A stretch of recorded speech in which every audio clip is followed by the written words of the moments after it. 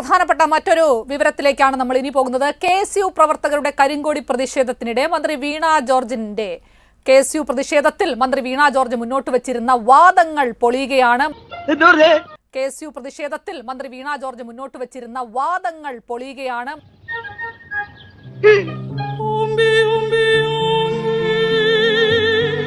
മന്ത്രിയുടെ മെഡിക്കൽ പരിശോധനാ റിപ്പോർട്ടിലെ വിവരങ്ങളാണ് ഇപ്പോൾ ഏഷ്യാനെറ്റ് ന്യൂസ് പ്രേക്ഷകരിലേക്ക് എത്തിക്കുന്നത്. പ്രതികൾ കഴുത്തിന് ആക്രമിച്ചതായി ഈ റിപ്പോർട്ടിൽ പറയുന്നില്ല.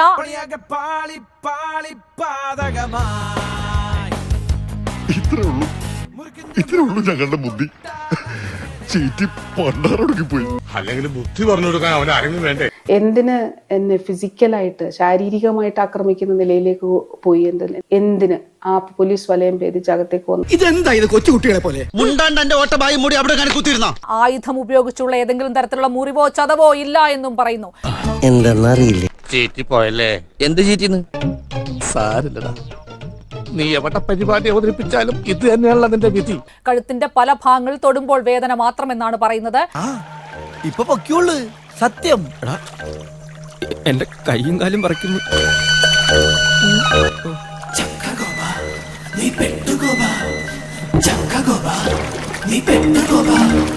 ഇനി കണ്ണൂരിന്റെ കാര്യം പറഞ്ഞാലാ ജില്ലാ ജനറൽ ആശുപത്രിയിലെ accident register cum wound certificate ആണ് ഇപ്പോൾ ഏഷ്യാനെറ്റ് ന്യൂസ് നൽകുന്നത്. ഇതിൽ ഏതെങ്കിലും തരത്തിലുള്ള ചതവോ മുറിവോ ആയുധം ഉപയോഗിച്ച് മന്ത്രിയുടെ കഴുത്തിൽ ഉണ്ടായിട്ടില്ല എന്ന് പ്രാഥമികമായുള്ള പരിശോധനയിൽ കണ്ടെത്തിയിരിക്കുന്നു. ആ രേഖകളാണ് ഇപ്പോൾ വന്നിരിക്കുന്നത്.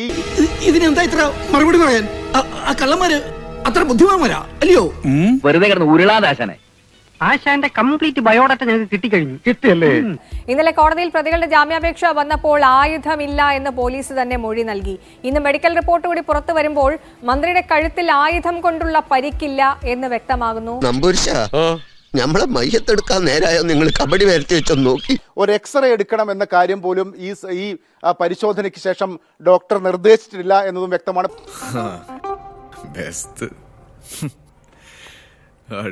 നിങ്ങൾ എത്ര മണുങ്ങൂസനായി പോയല്ലോ. ആയുധം ഉപയോഗിച്ച് വധിക്കാൻ ശ്രമിച്ചു എന്ന മന്ത്രിയുടെയും ഗവൺമെന്റിന്റെയും എല്ലാം CPM-ന്റെ എല്ലാം വാദങ്ങൾ അപ്പാടെ പൊളിയുന്നതാണ് ഇപ്പോൾ പുറത്തു വരുന്നത്. അവനൊരു ഉഗ്രൻ മന്ത്രവാദിയ.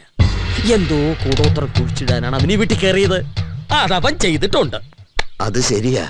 അതാ ഇങ്ങള് ചെയ്യണ പണിയൊന്നും ഏക്കാത്തത്. ആര് പറഞ്ഞു ഏക്കണില്ല എന്ന്?